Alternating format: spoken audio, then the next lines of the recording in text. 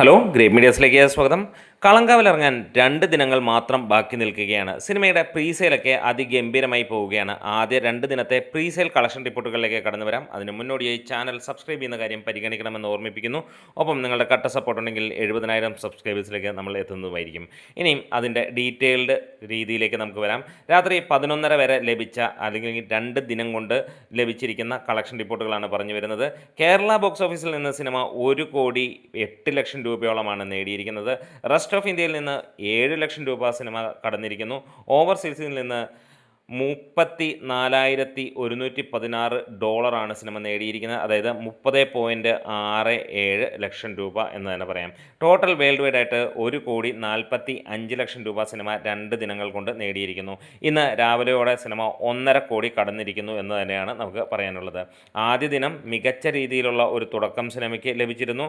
എന്താണേലും തുടരുമെന്ന ചിത്രത്തിൻ്റെ സമാനതകൾ തന്നെയാണ് സോഷ്യൽ മീഡിയയിൽ നമുക്ക് കാണാൻ കഴിയുന്നത്. ഓവർസീസിൽ ആദ്യ 2 ദിനങ്ങളിൽ നിന്ന് തുടരുമെന്ന ചിത്രം നേടിയത് 21 കോടിയാണെങ്കിൽ കളങ്കാവൽ 27 കോടി നേടിയെന്നുള്ള റിപ്പോർട്ടുകൾ കൂടുതലായി നമുക്ക് സോഷ്യൽ മീഡിയയിൽ കാണാൻ കഴിയുന്നു എന്ന് പറയാം.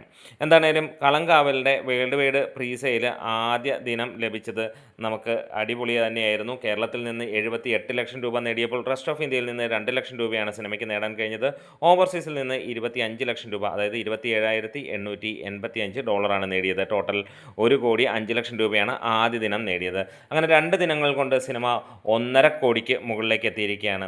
ഈ ഒരു സിനിമയുടെ ഹൈലൈറ്റായി നമുക്ക് എല്ലാവർക്കും അറിയാം മമ്മൂട്ടി, വിനായകൻ ഇവരുടെ പ്രകടനങ്ങൾ തന്നെയാണ്. 21 നായികമാരുമായിട്ടാണ് ഈ ഒരു സിനിമയിൽ മമ്മൂട്ടി എത്തിയിരിക്കുന്നത്.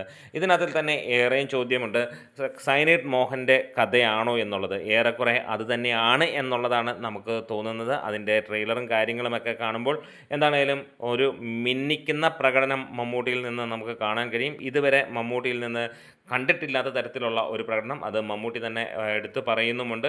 അപ്പോൾ നമുക്ക് കാത്തിരിക്കാം ഈ ഒരു സിനിമയ്ക്ക് വേണ്ടി. അപ്പോൾ ടിക്കറ്റ് ബുക്ക് ചെയ്തത് ആരൊക്കെയാണ് കമൻസിലൂടെ പറയാം. ഇനി ടിക്കറ്റ് ബുക്ക് ചെയ്യാത്തവരാണെങ്കിൽ തീർച്ചയായും നിങ്ങൾക്ക് എത്രയും പെട്ടെന്ന് തൊട്ടടുത്തുള്ള തിയേറ്ററുകളിൽ നിങ്ങൾക്ക് ടിക്കറ്റ് ബുക്ക് ചെയ്യാം. നമ്മുടെ വീഡിയോസ് ഇഷ്ടമെങ്കിൽ ഒന്ന് സപ്പോർട്ട് ചെയ്ത് തരണം ഗ്രേറ്റ് മീഡിയാസ്.